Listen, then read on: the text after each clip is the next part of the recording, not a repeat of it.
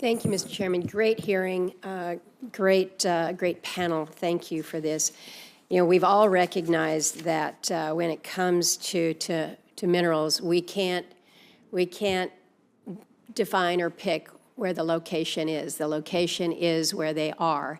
And so often, part of the challenge as we're trying to access minerals is how do we access them? How do we get them to the processing facilities? And in Alaska, of course, we're particularly challenged because of our vast distances.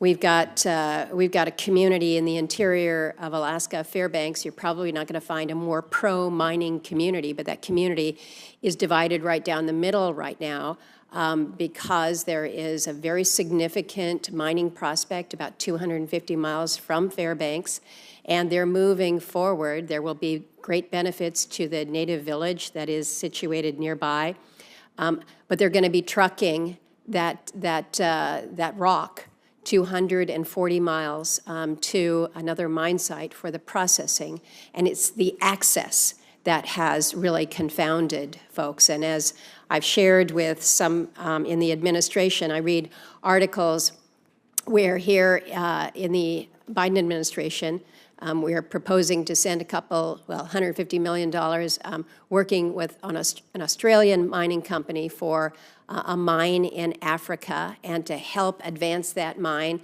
we're putting forward $250 million to help advance a rail line to Tidewater to help facilitate that.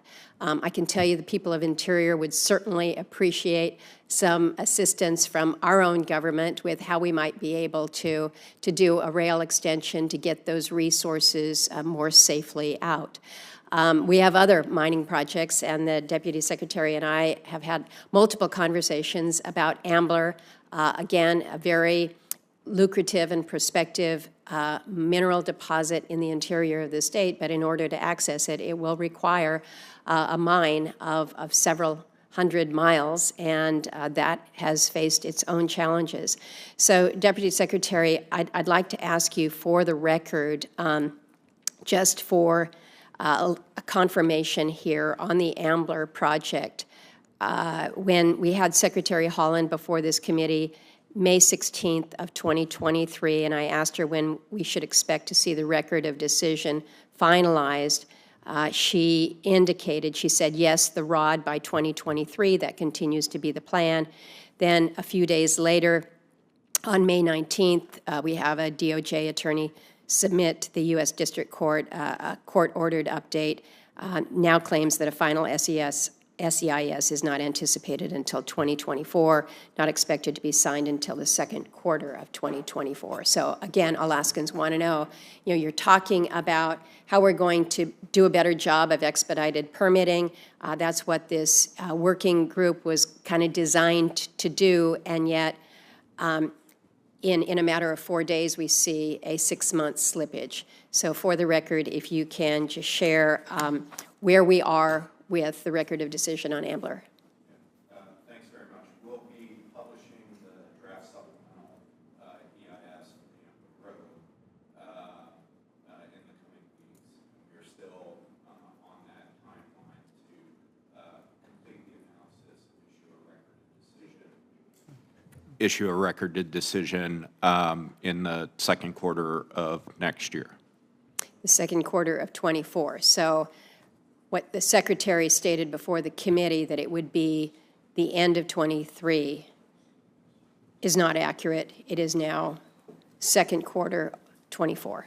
The schedule the updated schedule we submitted in the litigation, which is why we have to do the supplemental analysis, is still the schedule that we're on. Let me ask about the department's interagency working group. The chairman has raised that, and apparently there's a little bit of back and forth in terms of what has been produced by this report. The report acknowledges its requirements under the infrastructure bill, but when you parse through the pages of it, 169 pages, it's tough to find where the report actually addresses many of the issues that are required by the law. whether it's the period of time that is typically required to complete each step, the processing of applications, operating plans, leases, license, permits. And so I think we were pretty clear in the infrastructure bill that this is what we expected. We didn't just expect a report saying, this is in response to your query, but we actually asked for some timeframes for these activities.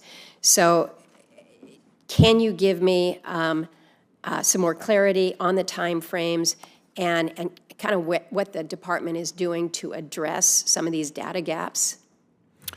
Yeah, and happy to have follow-up conversation on all of that, those questions.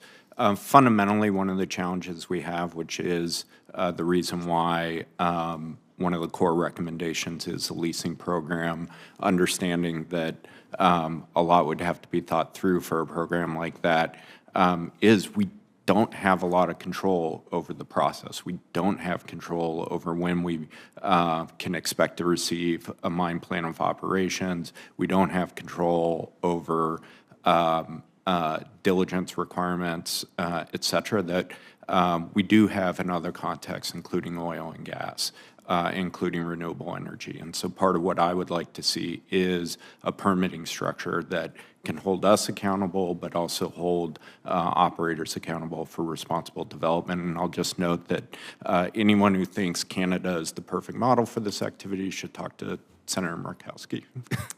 Yeah, thank you for that. We do have a couple little issues there. Mr. Chairman. Acting Chairman. Okay, Mr. Acting Chairman, I'll direct to you. I would like to do some follow-on with regards to the working group, but I was going to ask Dr. Juergen, my time has expired, but the big question here is how we move the needle now. We're all talking about the urgency. We can talk about it's going to be 35% more, it's 2 times more, it's 17 times more. The urgency is clearly there. We recognize that, and yet we're not moving the needle like we need to. And we can say we've got to legislate on the permitting side, and we have to do that, but we have to recognize that we got litigation that we have to deal with. But we also have this issue of social license to operate, and that kind of drives the litigation piece of it. And in fairness, it influences the politics on the permitting side and all that goes on there. And so I don't want it Senator, as a question for the record, but can you defer the answer until we let our two remaining No, senators? I'm not going to ask the question. I'm just going to put it out there because I would like somebody else to answer that or to ask that, because I'm going to be waiting around because the conversation is just too good. Thank you. Senator Kelly. Thank you.